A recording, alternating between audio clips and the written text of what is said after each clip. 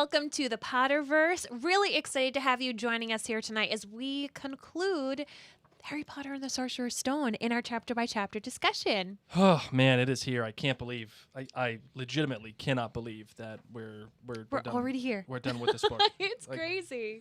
How long has it been? How many weeks has it been that we've been doing this now? Well, if there's 17 chapters and we've been doing 2 chapters a week, it means So that... it's been 8 weeks? Yeah.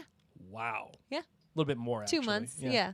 Wow, I can't believe it's been that long. I mean, 2 months isn't really that long when you're talking about it in Corona time. No, I mean, time is a flat circle. What do we know about time nowadays? It's 2020.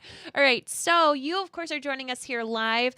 Y'all know what to do. You hit that share button, and you could share on your wall. You could share in your stories. You can share in your local town groups. You can share in Harry Potter groups that you're a part of. Let people know to come and check out the Potterverse. We do this live thing for you. We do it because we want to create a sense of community, especially while we're in the time of Corona, where we long to have happy, joyful, interesting conversations with people who love the Potterverse as much as we do. So we're all nerds. That's why you're called the Nerd Clan out there. That's right. Fellow nerds, get out there and spread the nerd word. And when you do share, however you share, please come back here and write Expecto Patronum, and Blake and I will shout you out. So we're going to refresh in a little bit just to see who already has done the Expecto Patronum so we can do a little thank you. We got and Anna, she's got it done. Thank you. We got Caitlin, she's got it done. Another Anna, thank you so much. Hold on one second. Our son is looking at us right now. Come here. Come here. Nerd Clan unites. Come here. Anna. Thank you. Come here. Oh, they Come never on. go to sleep. Come on. Come say hi to everybody. We're working We're right now, podcasting. buddy. Oh, So- look at your shirt. This is not by design, ladies and gents. This is not by design. That's wearing, an OG. This is an OG Sorcerer's Stone. From when the movie first came out, Right here. I purchased that shirt. That was Mary's when this first came out.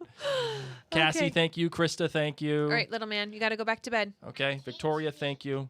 All right, buddy. Okay, you can read or you can listen to Harry Potter on Audible. There you go. Yeah. Yay. See, we're talking Harry. You're reading Harry. Thank you, Victoria. Nerds everywhere. Thank you, Krista. Thank you so much, ladies and gentlemen. Thank you very much. All right, so remember, keep the conversation rolling here in the comment thread.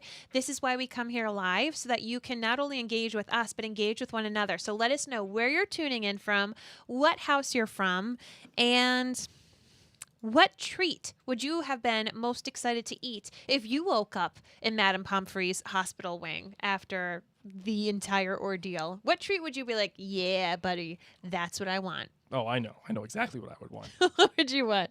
Ben & Jerry's chocolate chip cookie dough ice cream. Oh, I'm thinking of the magical things. Okay, it can be magical or non-magical. Oh, I think you just want a treat. Oh, yeah, but I'd want a treat too. Well, if it was magical, what do you mean by magical? Like, what? Like in the Potterverse. Yeah, no, I know, but like, I would want pumpkin pasties. Oh, okay, all right. I understand what you're saying. All right, I got you. Like the fact that someone brought Harry Bertie Bott's every flavor. I think I would want a butterbeer. Okay. Just to be like, dude, that was a long night. That was something. Oh my goodness. Yay, we got a couple more friends doing the Expecto Patronum. Yep. We've been averaging about 20 shares per episode. See, Rachel and I are the same. Yep. I would like to get up to 30 for this particular episode. Since it's the last chapter, I feel like that's apropos. Yeah. So let's do that, okay? All right, my friends. All right, ladies and gents, let's make a podcast, shall we? Let's do it. Let's do it. 10 seconds for? Thanks. How do you say your name? Is it... Hold on, help me say this name. Is it Asenith? Asenith? Sure. Hopefully we're saying it right. Thank you. All right, 10 seconds for? Room tone.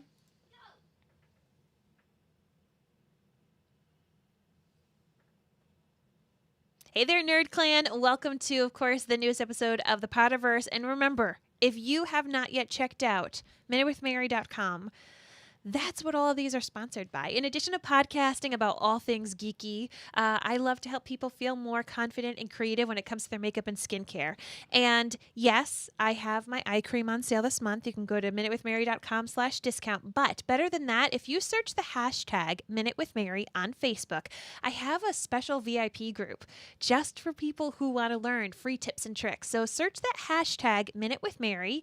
Let me know that you found out about it from the Potterverse. I'm actually putting on a couple of classes right now that might interest you. I'm sharing with you how to highlight and contour and blush. But then after that, I'm doing makeup for masks. Oh. And then skincare for masks. Oh. Because people are having all sorts of mask issues. Yeah. Like breakouts and, the makeup's flying all off the place. So I said, you know what? I'm going to dedicate my time and space to my VIPs. No purchase necessary. Just go to #MinuteWithMary on Facebook, request to join my marvelous VIPs, and I'll hook you up with some really cool tips and tricks. Do you think Robert Pattinson needs masks now because he's Batman? Everyone, that's part of his costume. Because he has all the black makeup on his eyes now. I mean, come on. We got to get that right.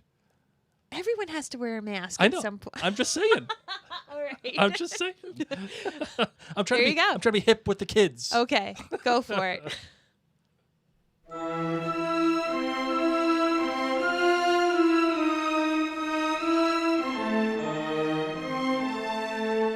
From Providence, Rhode Island, welcome to the Potterverse. It's a podcast dedicated to the book and film universe of Harry Potter. So grab your favorite wands and time turners. Let's step into the night and pursue that flighty temptress adventure.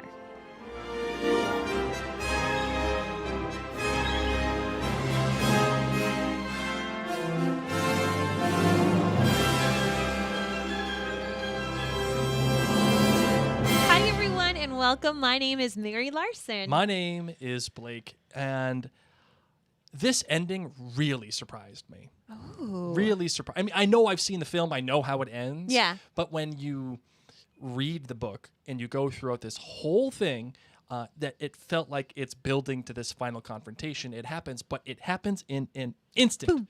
And within the blink of an eye, book's over. That's it. That's the end. Yeah. I See was you next shocked. year, Harry. I was shocked. Being the fact that this is your first time reading this book, because you've just watched a lot of the movies, you read the latter books. Yep. But what's really great in this chapter too is that not only does it tie up a lot of loose ends from what we've read in the book, but it actually puts so many things in place that we refer to in books 6 and 7 even. Absolutely. It's just so interesting to see the little breadcrumbs that have been dropped and how they're all connected. I just want to say my sister is watching us. Hi, Sissy. Just throwing that out there. If you're listening to us on the podcast app right now, you don't get the benefit of joining us live, but when you want to, you can join us live. Just follow us on any of the social media that we have at Mary and Blake, and you can watch us like my sister is right now. Hi, sis. Love you. The other thing you can do is if you're listening to this, whether live or not, and you want to be a part of the live conversation, you can actually get out your phone and text the phone number 81010, and then in the message field at Elderwand, ELDERWAND, and that's going to sign you up for a complimentary texting reminder service. If you are out of the U.S., you can still do it by going to remind.com/join/Elderwand.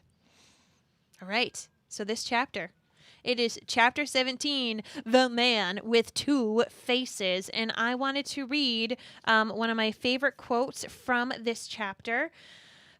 Of course, it's from Dumbledore. I mean, goodness gracious. He's such a wise, wise man. Mm-hmm. But he says, after all, to the well-organized mind, death is but the next great adventure. The stone was really not such a wonderful thing as much money and life as you could want. The two things most human beings would choose above all. The trouble is, humans do have a knack of choosing precisely those things which are worst for them. And I just thought it was such an interesting thing.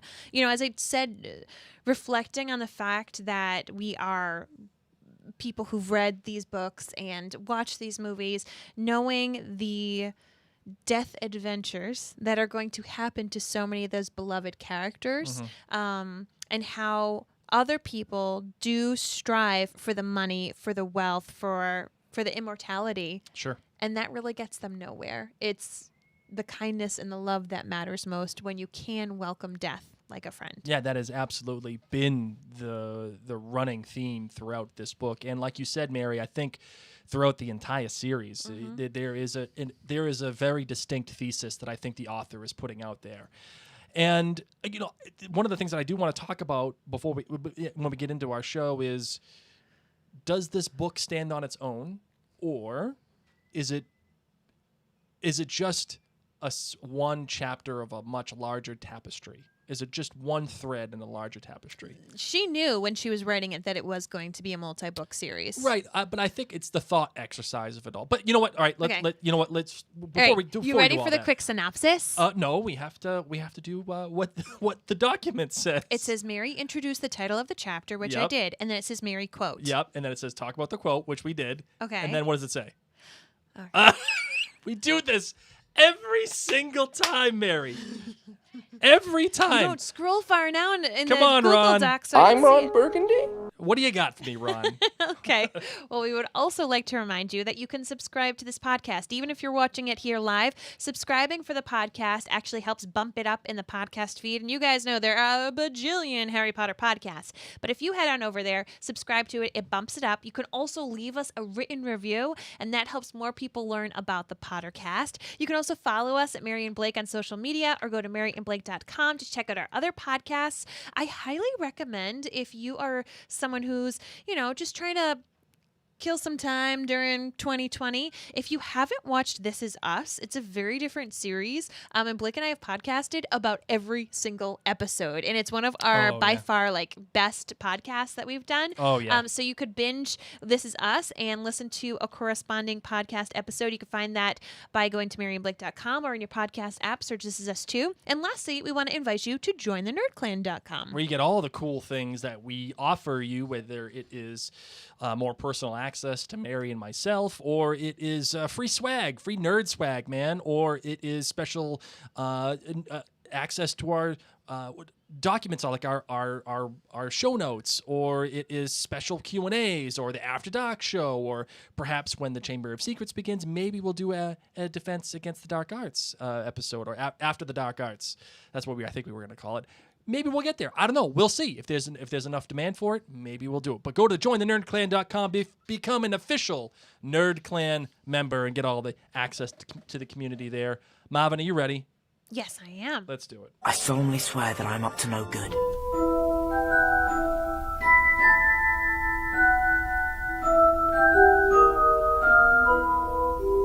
As we left off, there was already someone there, but it wasn't Snape. It wasn't even Voldemort. It was Quirrell! Yes, Quirrell is the one trying to get the Sorcerer's Stone, and they have gotten to the Mirror of Erised that he doesn't really know how to get the stone from, but Harry figures it out, and it ends up being in his pocket. Then they struggle, and Voldemort is revealed to be living on the back of Quirrell's head. That's why he's been wearing a turban. That's why he's been a little smelly. This is awkward. And Voldemort instructs the professor to kill Harry Potter. That 11-year-old boy that we've just grown to love. During the struggle, he's about to die. Someone saves him, and he wakes up in a hospital bed, surrounded by treats, and everything's okay, and Gryffindor wins the House Cup. The end. Good job, Marvin.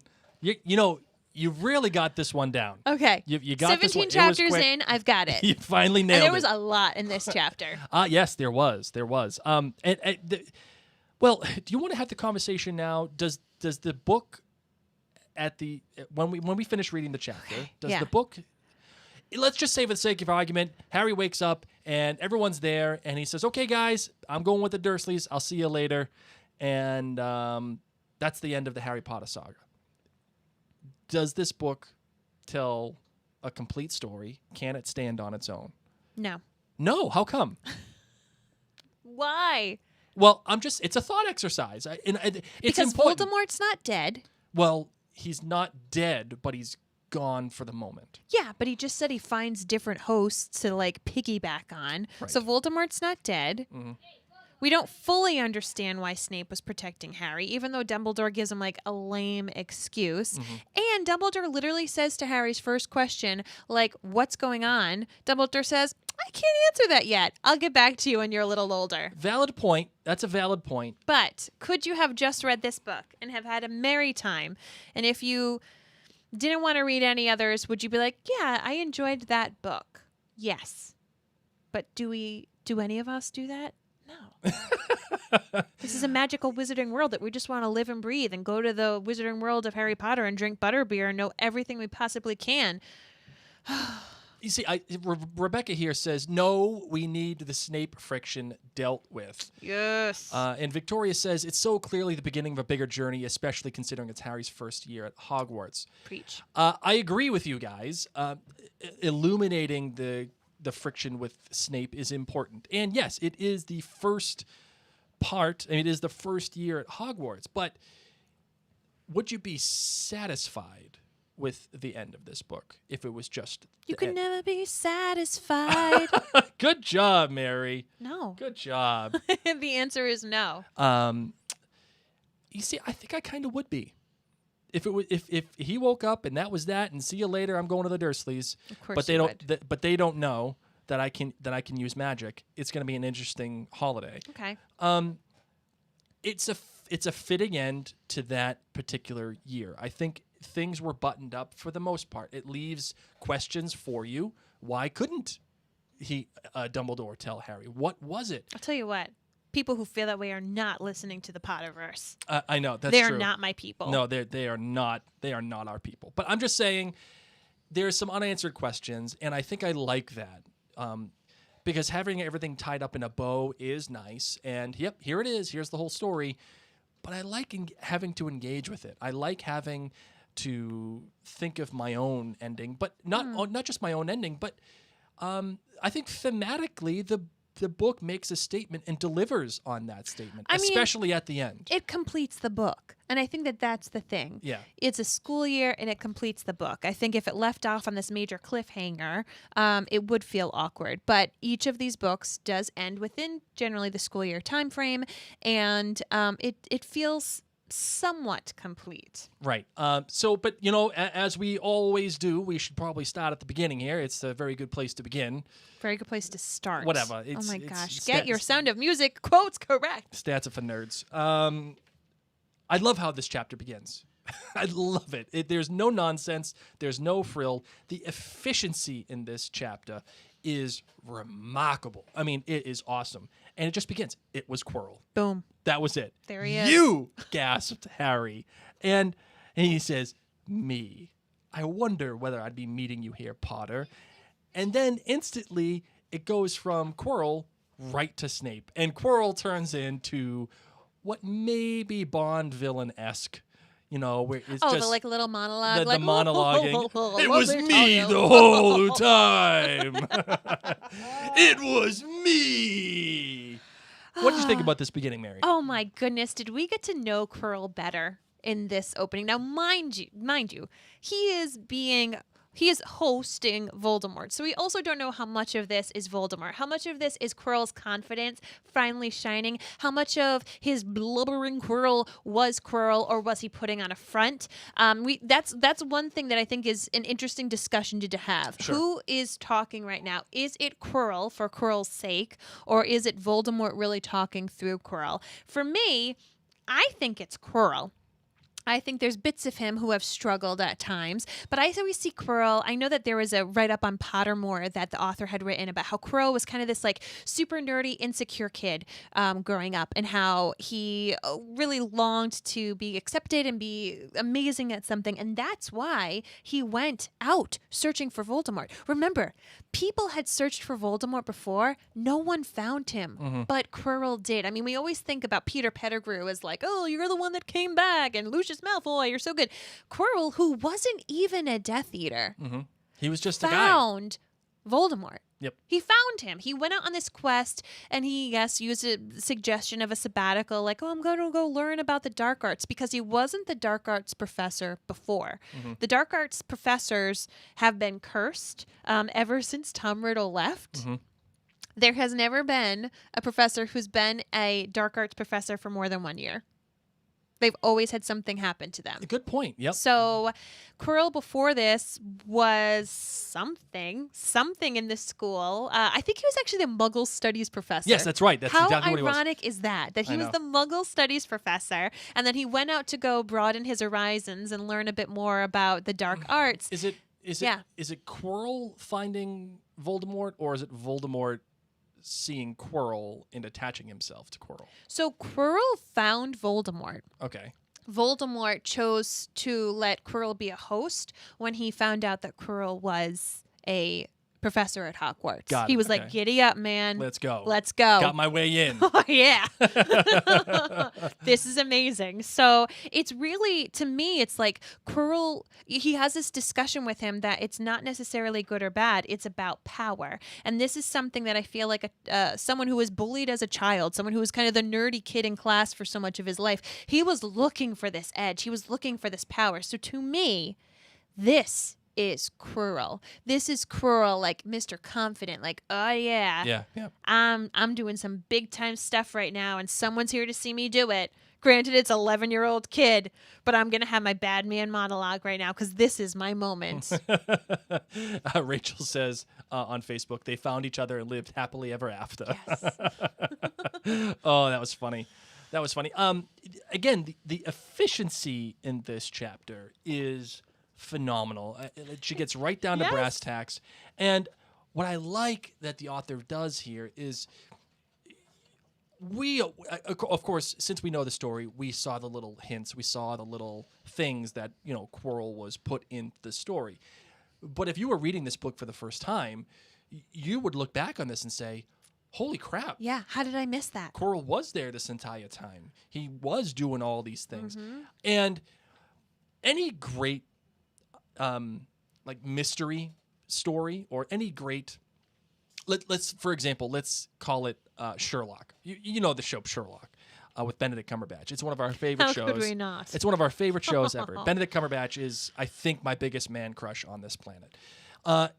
And the thing about Sherlock, what makes it so great, what makes it so well written, is that all of the clues are right in front of you the entire time. It's a question, and you are in Sherlock's POV. You get a chance to see all the things that are happening as they are happening along with him. Yes. And it doesn't hide things from you. It doesn't withhold issues from you. It just shows you. Mm-hmm. And if it's up to you to figure it out, you can. Eventually, Sherlock puts it all together for you, and you get the end of the show. That's when things are well written. If the book isn't disingenuous, if the show isn't disingenuous, this book is not disingenuous. Agreed. And when Quirrell lays out every single thing that happened and how he was involved in all of the things that he did and how he was actually stopped by Snape multiple times, it's a total shift in perspective. And you say, oh, wow. There it is. Now I get it. It's so funny because you're talking about how Quirrell says, no, Snape was actually trying to save you. And then Dumbledore says it again to Harry. And yet in the future books, Harry still doubts Snape. I mean, we as readers doubted Snape. There was literally a book called The Great Snape Debate That's right. We own it. Yes, we do. That lays everything out. Is Snape good? Is Snape bad? Like, how do we feel about this character? And it's really interesting to read it here, to hear that no, Snape was protecting you. And yet Snape has treated Harry Potter terribly and continues to in the future books. So it's just a pretty awesome thing. So, of course, he's there and they're figuring out the Mirror of Erised. And little 11-year-old, can we give him props? 11-year-old Harry Potter knows that he needs to keep Quirrell talking. Right. So that he can't focus and figure out how to get the Mirror of Erised to give him the Sorcerer's Stone. But in the end, I mean, well, again, we know the story, so we know the key to getting the stone from Dumbledore, which is you have to want the Sorcerer's Stone, but not want to use it. You simply want it for the sake of wanting it for good. Harry doesn't know that, but it is a smart thing to do on Harry's part. What do you think about the Mirror of Erised being the final test? I love it because it would allow people like Dumbledore to go check up on it. Like Dumbledore didn't want to use it for gold or the elixir of life. He could just go check on it, make sure it's still there and make sure it's okay. He also knows that he explained it to Harry Potter, so that's a nice thing to do. Oh, hey there, 11-year-old kid. You might want to know how this really important thing works. Just saying. Just putting it out there. So I love it, and I love that it is the simplicity that you do not want to use it because it knows your deepest desires, so you couldn't fib your way. You couldn't think your way out of it. Like, it can read your deepest desires. So Voldemort couldn't have Quirrell pretend that they weren't going to use it. Like, it could read what he wanted, which I think is pretty awesome. Something happens here that really stands out to me, Mary, when I'm reading it. And remember how we talked about the exorcism of Emily Rose? Yes. And how she moved, and it obviously it was Quirrell who was moving, like all crazy and crawling. I don't know why, but this description of how Quirrell unravels his turban and reveals Voldemort's face is just, it's so well written, and it's creepy. It's just, Harry would have screamed, but he couldn't make a sound. Where there should have been a back to Quirrell's head, there was a face, the most terrible face Harry had ever seen. It was chalk white with glaring red eyes and slits for nostrils, like a snake. "Harry Potter," it whispered. Harry tried to take a step backwards, but his legs wouldn't move. And then it goes on to saying how Quirrell had to walk backwards for... I wonder if he was in marching band. I just... The roll step. The idea of Quirrell walking backwards and how that is a literal, like, step backwards in humanity for Quirrell, and how backwards it is that Voldemort is on his head, how backwards all of his existence is now. But he has to move backwards in order for Voldemort to come. And just the thought of someone moving backwards so that, like, towards him is just so foreign to move in that way for most people, unlike you band geeks who move backwards all the time. We got it. We got that skill. And then, of course, Voldemort knows that the stone is in Harry's pocket. How does Voldemort know this? How do you think? And we'll ask our friends who are watching here live. How do you think Voldemort knew? Because he knows Harry's lying, and he actually knows that the stone is in his pocket. Is it that it was big enough that, like, there was suddenly this giant, rock shaped thing in his right pocket or whatever? Is that a stone in your pocket? Or are you just happy to see me? Or was he able to read Harry's mind? Actually, Mary, there's, I think, some textual evidence that would suggest that Voldemort is reading Harry's mind. And it goes even further. Voldemort, I keep wanting to say Snape, but Voldemort is saying, it says, "Don't be a fool," snarled the face. "Better save your own life and join me, or you'll meet the same end as your parents. They died begging me for mercy." "Liar!" Harry shouted suddenly. Quirrell was walking backwards at him so that Voldemort could still see him. The evil face was now smiling. "How touching," it hissed. I love that. It. Not Voldemort, not he, it. "How touching," it hissed. "I always value bravery. Yes, boy, your parents were brave. I killed your father first, and he put up a courageous fight. But your mother needn't have died. She was trying to protect you. Now give me the stone, unless you want her to have died in vain." And the reason why I bring this up is because Voldemort is a Slytherin. Yeah. He doesn't care about bravery. That's a Gryffindor trait. Totes. So is Voldemort, number one, aware that Harry Potter is a Gryffindor? Number two, is he using his knowledge and reading Harry's brain to suggest that he's manipulating that trait of Harry's? He's manipulating that want and need for bravery and his affection for his mother against him. My thought on that is yes. My thought is Voldemort is reading Harry's brain, trying to use his inner thoughts. And it's not like he can see every little thing, but it kind of reminds me almost of Charlie in Midnight Sun. Hashtag spoilers. Edward can't read Charlie's brain. He can only read, like, a little basic bit. thoughts and very basic emotions. And because Voldemort is not fully he's not fully himself yet. He can only read basic thoughts, basic emotions. Midnight Sun comparisons aside, what do you think about that idea? Oh. I think I think that Voldemort doesn't realize, I mean, he doesn't know that Harry's a Horcrux, right? And he doesn't fully understand how connected he and Harry are. So I do think that he is able to read his mind a little bit, not understanding it fully, nor it kind of weirds me out because Harry's been around Quirrell all this time, so it makes me wonder if Voldemort read his mind in this instance. Could he have been reading his mind all along? Or is it because Harry and Voldemort are having eye contact that he's able to read his mind this much? Is that helping with his telling? Or was the stone just really big? I don't know. I don't know. I love how Voldemort goes from, all right, sees the boy, to trying to shame Harry, then to trying to convince Harry, and then saying, okay, that's it, kill him. I've had enough.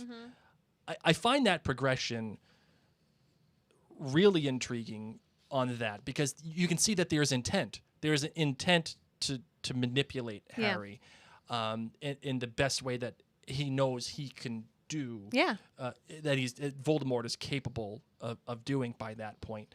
And that, I think, it lends itself to why this story is well beyond just a kid's story. It is far beyond that. It is something that's much larger. It's something that is much darker and much more layered and complex. And for a kid reader, yeah, that's scary. I mean, like, yay, there's Voldemort on Quirrell's head, and sure, there's a little bit of a struggle at the end, but the themes of love and friendship and greed, and how as soon as Voldemort is destroyed, at the same time the Sorcerer's Stone is destroyed. The two things that represent greed and power and the opposite of love and friendship, they're both destroyed at the same time. You know, there are some fun wee things, but really this is when I think Harry Potter takes a step into the next realm. Agreed. Rachel is saying that in the book, Snape says that Voldemort can definitely tell when people are lying. So that's a skill of Voldemort. No, okay. So then Quirrell goes after Harry because Voldemort's saying, kill him, kill him. Voldemort goes after Harry and physically is being hurt. He's getting blisters on his hands from where he's trying to strangle Harry. And even through these blisters, Voldemort's like, do it, do it, do it. Keep going. And Quirrell's calling out in agony. But he is very close to hurting Harry and killing Harry. Right. And Harry hears someone call his name. Right. And he thinks it might be voices in his head. Yeah. But who do you think it is who's calling his name? Oh, it's Dumbledore. Yeah. So Dumbledore, and this is different, of course, than the movies. Dumbledore jumps in and rips Quirrell off of Harry. Yep. Voldemort spirit thing leaves, and Quirrell couldn't stand all the pain and everything, so Quirrell perishes. But it's Dumbledore who comes in and takes him away. And Dumbledore even says later on that he said, like, I got you just in the nick of time. Like, I'm so glad that I was able to pull you off. Yeah, he thought he might have died. Yeah. And, like, what if he was just a little later? Like, Harry Potter wouldn't be here. He kind of was just, like, waiting, like, just long enough. Granted, he says, I just turned around. I got to London, then I turned around back. But he says, like, I was the one that pulled you off. And I liked this. I had forgotten this bit, that Dumbledore is the one that went in and saved him. It makes me feel better a little bit about Dumbledore because Harry was that close to death. Like, had Dumbledore not stepped in, 11-year-old Harry could not have taken Quirrell and Voldemort on by himself. It's different in the movie. In the movie, he does it. But in the book, Harry might have perished had it not been for Dumbledore. Yeah. That depends. That thinking, I think, depends on your perspective about Dumbledore. Yes. What he was doing this whole time. Yeah, regardless of whatever happens in the film or whatever happens in the book, it doesn't matter. The text here suggests that, like, eventually when Harry, wakes up and he says, "Did you get Hermione's owl?" And he's like, "No, I didn't get it. We must have just passed in the air." Yep. I got to London and then I realized, probably shouldn't be here. That, to me, does not feel like Dumbledore. either he got there and he realized, because we're led to kind of believe that Quirrell led him on this wild goose chase. Absolutely. So either he got there and he realized, oh, I'm not actually needed here. That was a fake letter. I better hightail it back to Hogwarts. Yes.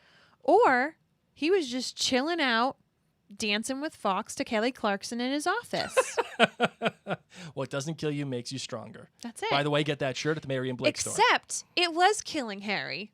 So he probably was like, okay, I need to step in. Yeah, so if you're to think that Dumbledore was chilling with Fawkes and eating cake, he came in just at the right time. Maybe he realized, nope, time to reel this one back in. It's like when you take the training wheels off your kid's bike and you're like, let's just see. Let's just see. Or like when you take their floaties off them when they're swimming. And then you're like, they've been doing a really good job. Like, this might be able to work.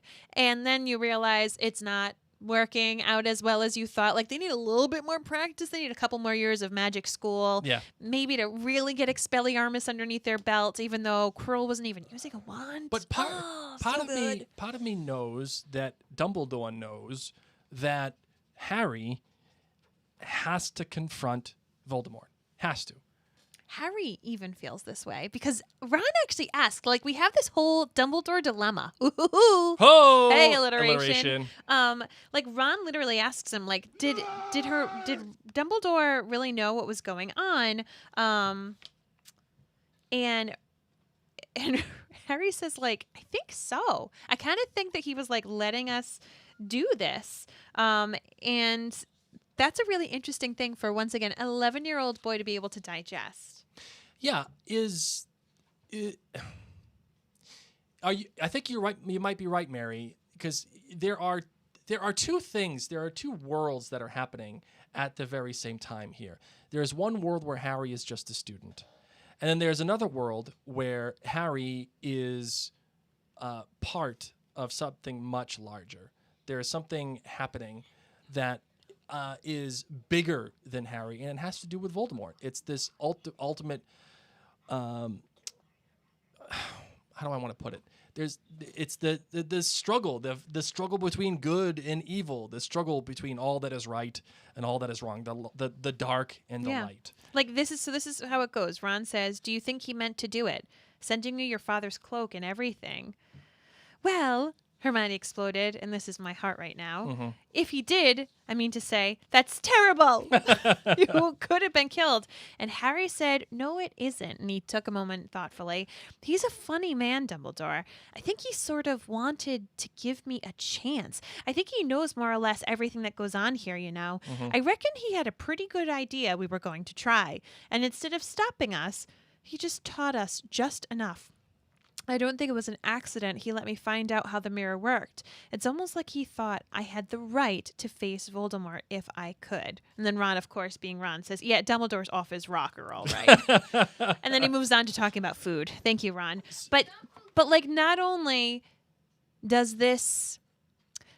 What I love about this is Hermione's, like, the, you know, issues that I have with Dumbledore. Hermione's able to voice that. But Harry would be okay with it if that were the truth, because he was able to sit there and say, like, I do deserve to face Voldemort. This guy ruined my life, murdered my parents, and I do want to take care of it. It's almost like Harry has the strength of knowing he's the chosen one without even knowing it yet. Yeah, you know, you bring up this chosen one trope, and it clearly is. It clearly is the story of Harry Potter is a story of the chosen one. The trope of that kind of story, where it's like, it's kind of like Neo in the Matrix, or who else would be a chosen one? Emmett in the Lego movie. Yes. Chosen ones, you know, he's the special, you know, or whatever. Harry Potter is definitely of that vein. But I want to get into a larger macro conversation about how the story begins, how it ends. That's not going to be like our book wrap up? Because I feel like that's more of a book wrap up thing. Well, I mean, no, I think it's important to understand Harry through the lens of this chapter as it relates to the first chapter. Okay. You know, like... I think you should save for the book wrap up. All right, fair enough. Because there's a lot of fun things that happen right now. Okay, fine. Go ahead. Okay, so like they get to this deep conversation. Harry wakes up and Dumbledore's above him, and Yes. he asks Dumbledore like the most important question. You know what I mean? Like, how did this happen? And he wants to. Oh goodness gracious! Great balls of fire. Let's see.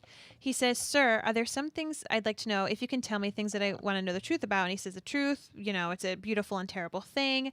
I shall answer your questions unless I have a very good reason not to, in which case I wish you forgive me." And Harry asks, "Voldemort said he only killed my mother because she tried to stop him from killing me. But why would he want to kill me in the first place?" Right, and Dumbledore says, "Alas, the first thing you asked me, I cannot tell you." Yeah. Another great thing too that happens here is, they have the conversation after that where he talks about where is it? Why couldn't Quirrell touch me? Oh, your mother, she loved you. He couldn't bear to touch the thing of love. And then there's this great paragraph, and it's so well written. Dumbledore now became very interested in a bird out the window, in the windowsill, which gave Harry time to dry his eyes on the sheet. Oh. When he had found his voice again, Harry said, "In the invisibility cloak, do you know who sent it to me?"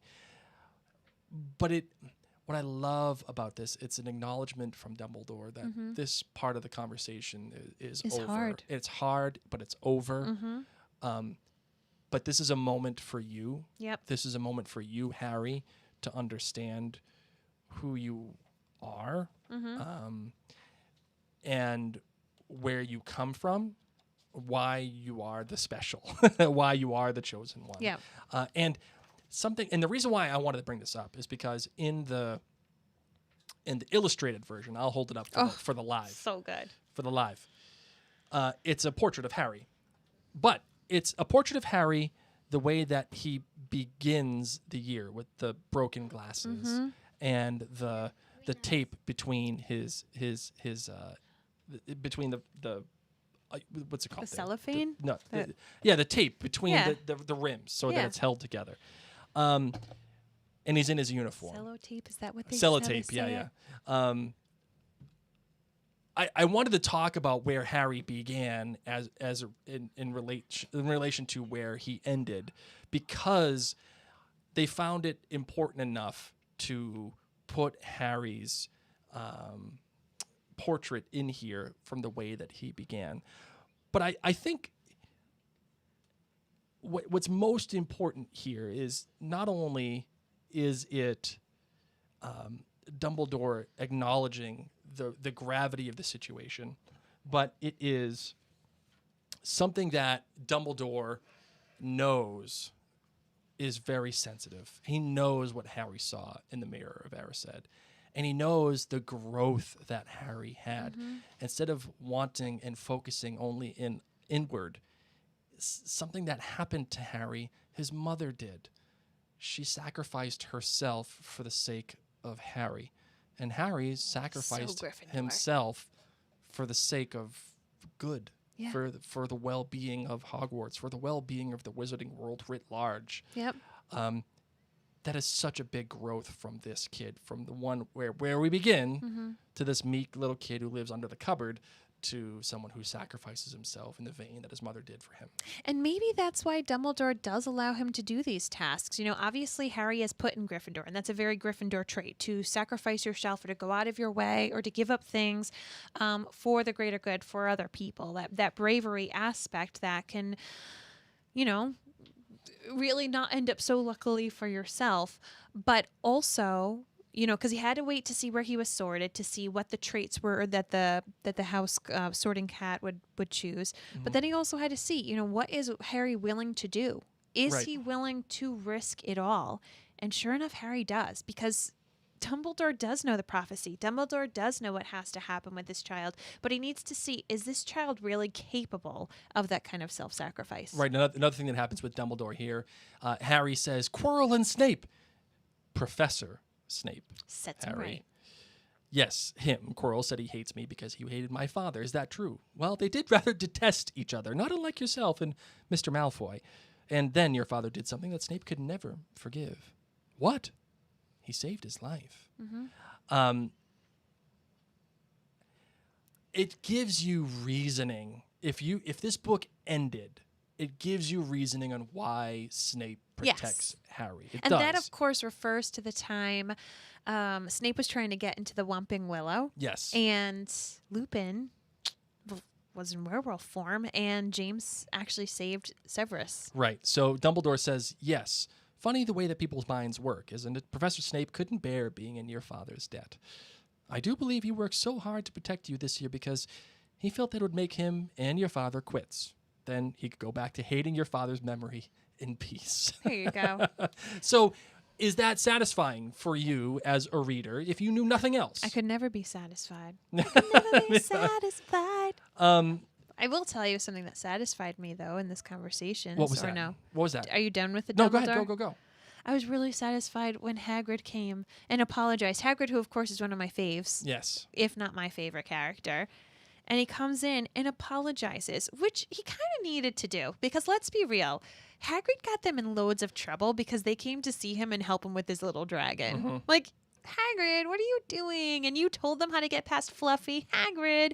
So Hagrid feels so terrible that he thinks that he's the root of this cause. He says, it's all my ruddy fault. I told the evil git how to get past Fluffy. I told him. It was the only thing he didn't know, and I told him. You could have died, all for a dragon egg. I'll never drink again. I should be chucked out and made to live as a muggle.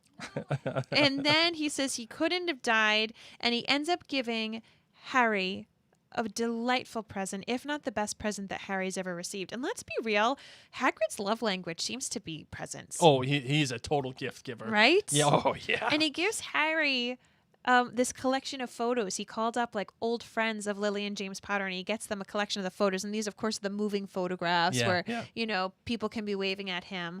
And it's just the most beautiful book. They're smiling at him. And I loved that Harry couldn't speak, but Hagrid understood. You need to, of course, remember that Hagrid's been with Harry since the night his parents were murdered. Right. Hagrid's been with Harry to take him to the train station. He explained Voldemort and the Wizarding World. He literally had to tell him all this stuff. And I love that these two have bonded so much that Harry doesn't have to speak and Hagrid understands. And something also that occurs to me as you're reading this, when we first meet Hagrid, Hagrid is the one that takes care of Harry and gives him food. It treats him like a loved one, like family. So it is only fitting that at the end of the book, once Harry has finally recognized who he is, what he is capable of, through the help of some others, that Hagrid, his family at Hogwarts, is his connection to his real family. Jennifer on Facebook says that Hagrid is the Harry Potter version of Lord John in the gift giving. Yes. Yes, absolutely. I love it. Hold on, where is it? Oh, man, come on. Where is it? I don't know. Oh, Tammy says on Facebook, although Dumbledore lied, that's not why Snape tried to save Harry. It's because Dumbledore told Snape to protect Harry. Exactly. So this is an interesting bit of Dumbledore not giving Harry all of the information. And yet he tells him, I'll tell you one day when you're older. Yeah, because Harry's not ready. Need to know. And basically, I'll tell you when you're about to die. And this kind of goes into my feeling overall about the ending of this book. The way that Harry, let me put it this way: the straightest line through all of this is how Quirrell is defeated. Harry does play a role, but it's not the match. It's not the brawl out sequence, or it's not the satisfying big bad fight at the end of a book that we were coming to expect. No. When we walked through that door and we didn't know who it was, we were ready for Harry to go to and for something big to happen. And granted, something big did happen. Voldemort is revealed. That Quirrell and Harry do get into it a little bit, but Harry he doesn't end Quirrell. He doesn't end Voldemort. Somebody else does. And it makes you feel like, okay, we read this whole book. We've been told about this chosen one prophecy. We've been told about We this whole haven't been thing. told about the prophecy. I'm sorry. We've been told that he's like the one person who he's defeated. considered the chosen one. Okay, Yeah. he is, regardless of what happens in future books. Right now, he's considered the chosen one. We've been building towards this, and it's not him that defeats Voldemort or Quirrell. It's somebody else. What do you mean it's somebody else? It's Dumbledore. Dumbledore doesn't defeat. He doesn't kill Quirrell. Oh, well, he stops Harry from dying. Yes, but I think Quirrell was dying in the process as well. Probably, but it required aid from somebody else. It wasn't Harry in this triumphant moment standing over Quirrell's dead body. It was... Agreed, but I think Harry and Quirrell would have both perished. I guess what I'm getting at is this. I think it... Do you like the ending the way that it was written? That it wasn't necessarily Harry who was totally triumphant. It required somebody else. Yeah. I think I kind of like it. It makes it more too. realistic in the sense that yes, this is an 11-year-old going on all these fantastic missions. You went exactly in the direction that I was hoping you'd go. Oh, good. He's 11 years old. Yes. And that is the dichotomy that we've been facing this entire book. Yes, it's wee Hogwarts, Pumpkin pasties. but it's light versus dark. Yes. You know, good, capital G, versus bad, capital B. Mm-hmm. An 11-year-old is not prepared for that. And actually, you know, it's funny because as I was reading this, I was actually thinking about the ending of the Hunger Games saga. I was thinking about Mockingjay, the film. Okay. I was thinking about Mockingjay because I remember hating it at the time. Okay. How it ended. How Katniss, hashtag spoilers, kills President Coin. And she doesn't kill President Snow. And when she's about to get to that one triumphant moment, she gets knocked out and she becomes literally the girl on fire. Mm-hmm.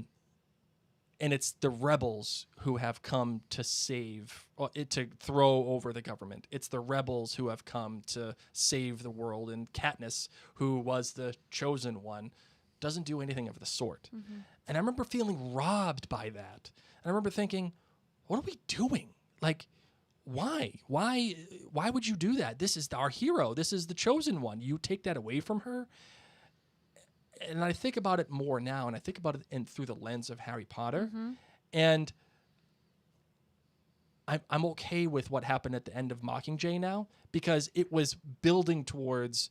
Her purpose as the Mockingjay was to build a revolution. And the revolution happened. Yes. It was successful. And the same thing kind of here. Yes. It's not a revolution necessarily, but it's the thematic work that comes through most. Yes. It's love and friendship. Mm-hmm. It's not, I'll fight you with my fists to the bitter end. It's love and friendship that defeats Quirrell and Voldemort. It's the love and the care from Dumbledore, realizing either one, I made a mistake, or two, better put the cake down and go help. And it takes teamwork. It takes friendship to defeat them, not just Harry being brave. Yeah. I find that remarkable. You know what was not remarkable, though? Dumbledore playing favoritism for the Gryffindors at the very end. Slytherin had won the House Cup. The entire Great Hall was decorated with the silver and the green, and everyone was cheering. And then Harry comes on in to go have his feast, the end of the year feast, which Madame Pomfrey let him go to. Mm-hmm. And Dumbledore's like, yes, Slytherins, nice job, but there's been a few additional bits that I need to do. How badly do you think the Slytherins felt? Here they are, like, totally ready. They've won it. It's awesome. And he's just like, yeah, so I'm going to make sure that Gryffindor wins by 10 points. There you go. Just do a little simple math. Oh, yeah. And Neville, for standing up to your friends, you get an extra 10. Yeah. So hey! Gryffindor wins. Yay! Like, what? And then all of a sudden everybody goes...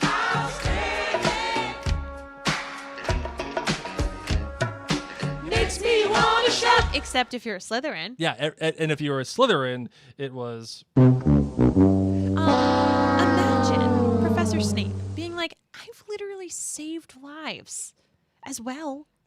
Right. Where are my extra points? What are you doing to me, bro? Had I known that you were going to do this, Dumbledore, then I would have given like so many more points to Slytherins. I would have taken so much more off. Well, you gotta think that McGonagall did wipe all those points away.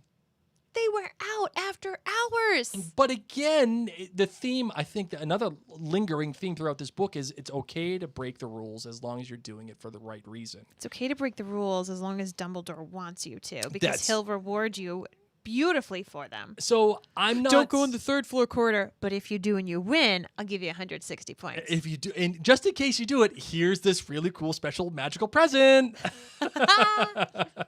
I mean, I'm totally down because you're reading it from Harry's perspective. You're cheering for the Gryffindors, but reading it now and being married to a Slytherin, how would you have felt? Like waking up that morning, keeping track of like Slytherin being in the lead for the whole week. You guys have won for the past 6 years. You're ready for your 7th year win. Keep the dynasty going, baby. Imagine if it was your senior year and you were like, every year I was at Hogwarts, I won. Slytherin won. Like we worked so hard. And there you are at the end of term banquet. The food magically has appeared and you're ready to go. And freaking Dumbledore comes in.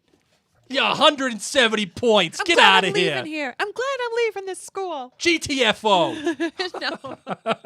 So that's how it, then it ends by going off to King's Cross again, which is pretty cool. We talk about a bookend, Oh, yeah. And the way, I have to read the final. With the Weasleys and the Dursleys. The final, well, not the final one. Hold on. It's how, here it is. And suddenly their wardrobes were empty. Their trunks were packed.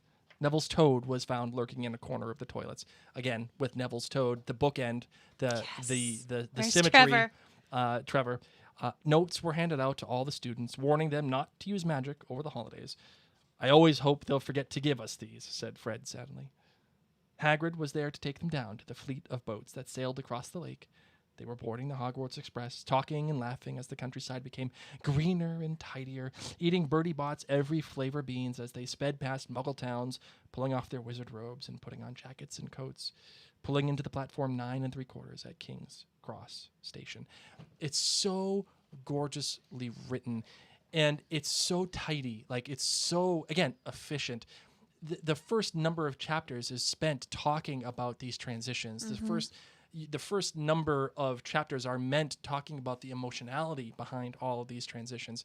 And here, we already get that. We get the iconography of it because we've already been through it. So when we see, again, the bookend or the symmetry of it all, it makes you feel like I've been well taken care of in this book. And within this story, I feel complete. I began the journey. Now my journey has ended. I mean, even down to Mrs. Weasley sees Uncle Vernon. So here the magical world is meeting the Dursleys. And she says, "You must be Harry's family." In a matter of speaking, said Vernon Dursley, "Hurry up, boy. We haven't got all day." And Harry leaves. Yes, he's getting in the car with Vernon. But he says, they don't know we're not allowed to use magic at home. I'm going to have a lot of fun with Dudley this summer. So we started this book with him being so belittled, so tortured by this family. And yes, he still has to go home to them, but he's got this little ace up his sleeve that he can kind of hold over them. So, right. All right, you want to do some perspective time? Yes, absolutely. Holy cricket, you're Harry Potter. I'm Hermione Granger. And you are? I'm going to be Dumbledore. Okay, go for it. I'm going to be Dumbledore. Now, if I'm Dumbledore, I when you've made a mistake and I got to fix this right away. And except he doesn't say he's sorry, but yes. And you're doing everything you can to get it done as fast as you can because you know you're in the wrong. Mm-hmm. If I'm Dumbledore, do I really feel that bad? Do I feel that bad? And I don't think that I do. I mean, you're a Slytherin speaking as Dumbledore, so this is a little conflicted. Well, yeah, but I mean, even Harry has to discover who he is. And it's my job. It's been my job since his first year of life to make sure that he is taken care of, to make sure that he has been put in the best position to survive that is possible.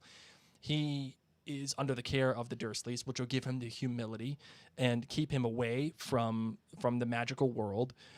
There's the charm of love and friendship has been bestowed upon him, and now he's really under my care, and I have to make sure, because I know that this battle is coming, and I have to test Harry. I have to keep pushing him, and not only that, I have to learn more about Voldemort. Mm-hmm. I have to learn more about what is actually happening.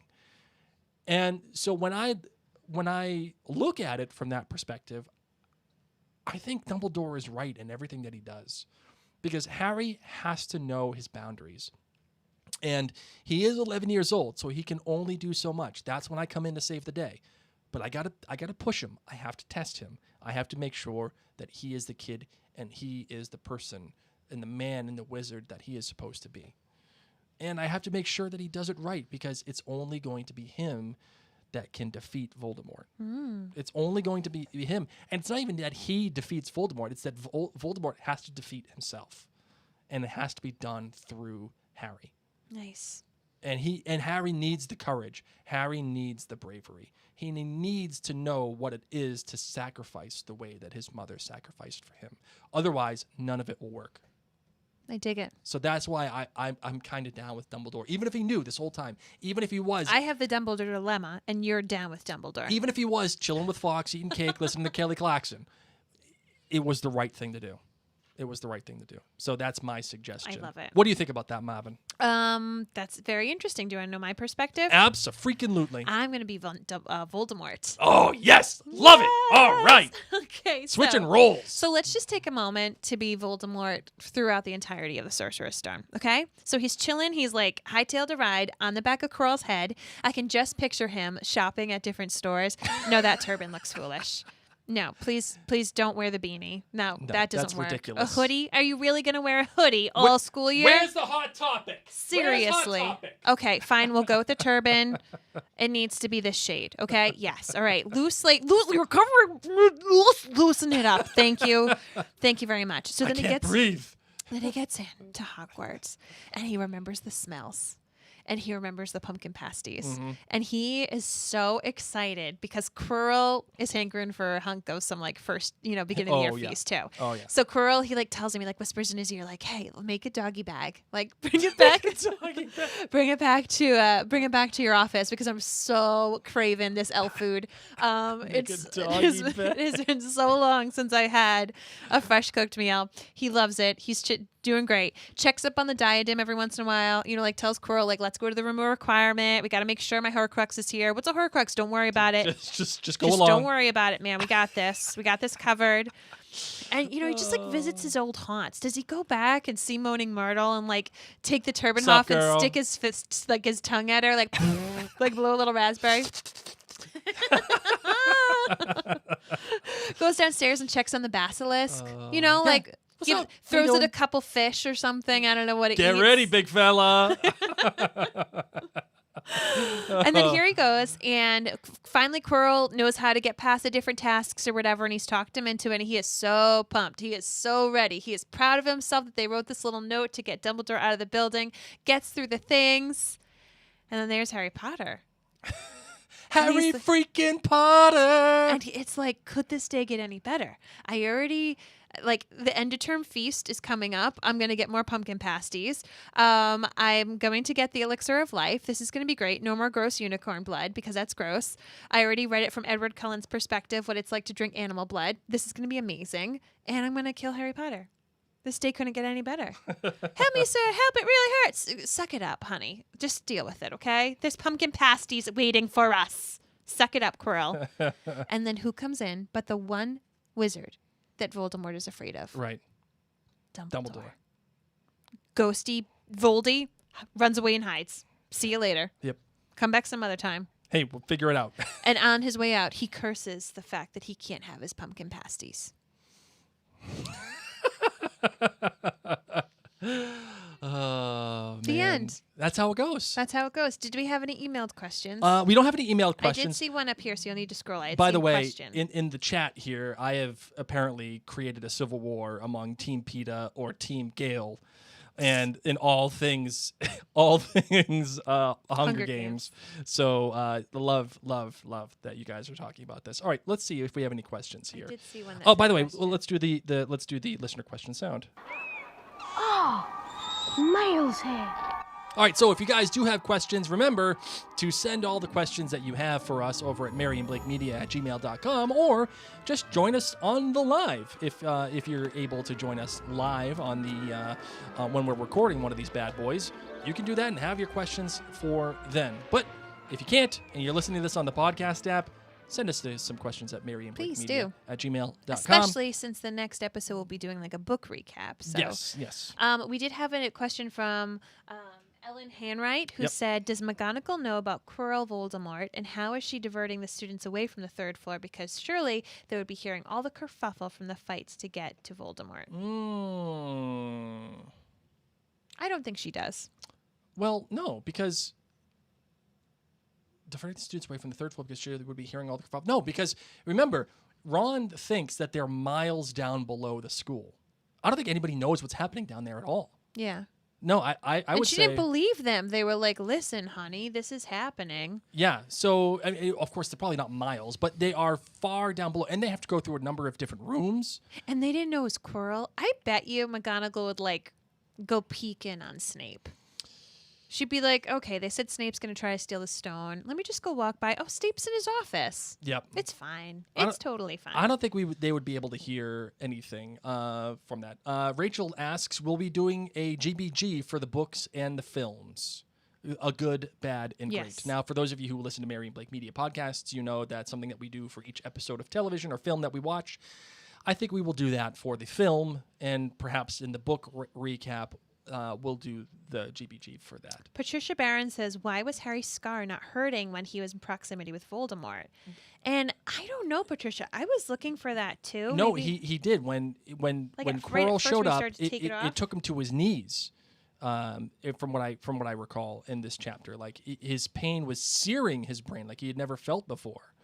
But you're right that when Voldemort is finally revealed, his scar doesn't seem to be hurting necessarily, but he does have a searing pain in there. I think when I can't remember if it was at the beginning of the chapter or if you want, Mary, you can turn around and find it. I think turn around. You can find it if it's in there. I can't remember where it is. Okay. Well, I can't find it. Let's see. I'm wearing a Star Trek shirt right now. So Rebecca on the live asks, this is a non-related Harry Potter question. Star Wars or Star Trek, Mary? Are you a Star Wars gal or are you a Star Trek gal? I'm a Star Wars girl. See, I grew up a Star Trek kid. I was in love with Captain James Kirk, and I was far more in love with Jean-Luc Picard. and William T. Riker. I thought those were just the greatest characters ever, and I wanted to be Commander Riker in the worst way. For so long, and that's kind of why I have a beard now, is because of Commander Riker. But if I had to choose one to keep going forward, it would be Star Wars. I love myself some Star Wars. Anna says, do you believe that Voldemort appears the way he does because he may be part snake? Maybe why he can't breathe? That's a good question. Let's see. Do we have any other...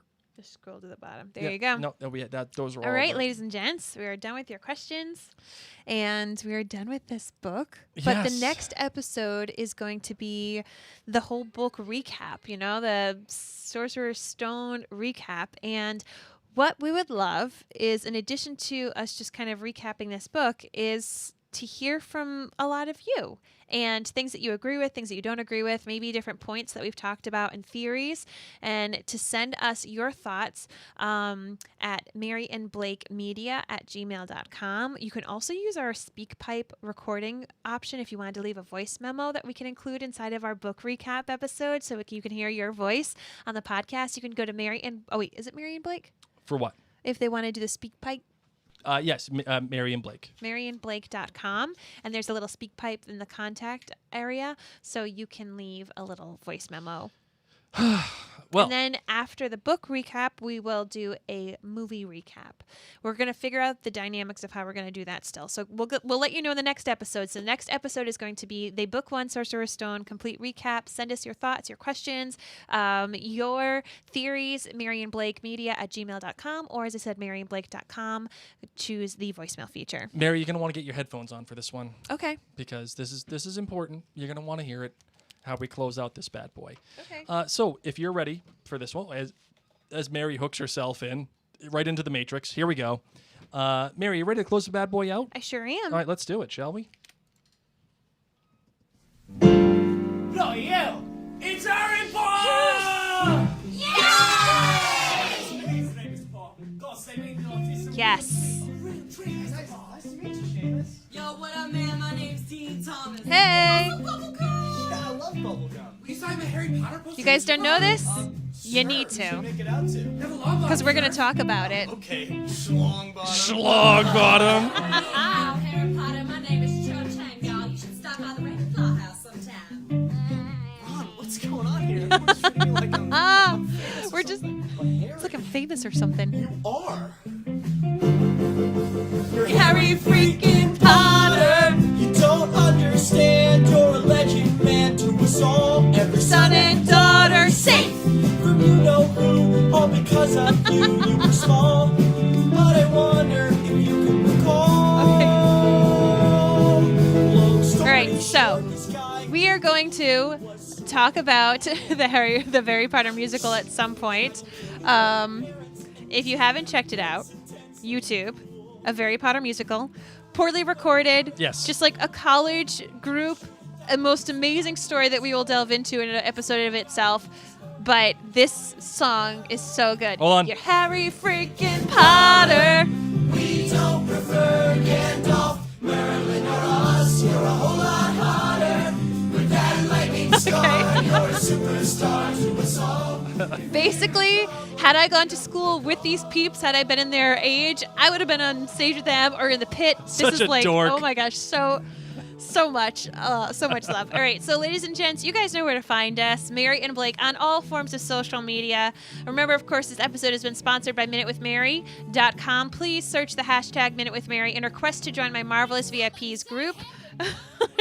Oh, no, you turned it all the way Rita off. Skeeter. We don't need her right now. We Well, don't need her. I'll turn it down a little bit more. There we go. Okay.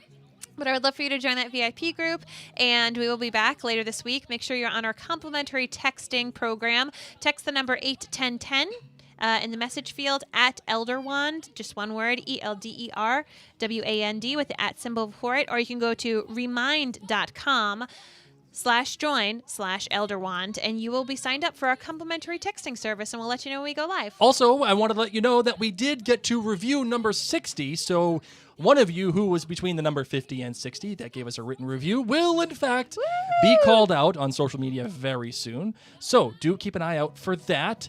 And you will have one item from the Mary and Blake store of your choice. My suggestion would be the Dumbledore "What doesn't kill you make you stronger" shirt. Just throwing that out That's there. what I'm getting. So that's what I'm thinking. So Last thing is head on over to jointhenerdclan.com. If this brings you joy, of course, jointhenerdclan.com is our Patreon site where you can donate as little as $2 a month to help support this, to keep the podcast going, to keep our website fees and all this stuff rocking and rolling. We want to make sure that we are bringing you light and joy and entertainment to your life. So if we do that for you, we would totally appreciate it. Head on over to jointhenerdclan.com. that's it, kids. All right. For now, my name's Mary Larson. My name is Blake. Mischief managed. I never thought I'd be a part of such a fate. An opportunity 11 years late. I guess it's time for me to step up to the plate and show them that I'm something great. I'm Harry freaking Potter. I'll do what I can if what you say I am is true. I can't be bothered by my... Oh, I was supposed to say, be Lumos in the time of Nux. Oh, that's right. Thank you, That's right. Victoria. Well, that is it. That is the end of the podcast, ladies and gentlemen. Thank you so much for enjoying a Harry Potter musical with us and geeking out, nerding out. That is something I've been planning to do this entire run. So the fact that Mary and I did, just kind of organically say Harry freaking Potter earlier in the podcast. It was just perfect. It was just- meant to be. It was the wizard and gods. It was. So Hopefully our son will go back to sleep. So wish us luck with that. And if you can't leave ratings, tell your friends. Just make sure you share. Do one on Facebook. Yeah. I do want to go to Yeah, the you can go to the- Mary and Blake Yeah, go to the Mary and Blake Facebook page. page and leave a review on the Mary and Blake Facebook page. If you can't do one on iTunes, do one there. And Yes. that will count as well for the next time we do a contest. Yay. So that's Thank you, everybody. and make sure you do the hashtag the Potterverse. Anytime you want to interact with us, anytime you want to interact with the show, do Hashtag the Potterverse. The Potterverse. That was that. So All hi, right. everybody. Thank you, everybody. Thank we you. hope you have a great night, and we'll talk with you soon. All right, we'll bye, talk with guys. you later this week. Bye. All right, bye.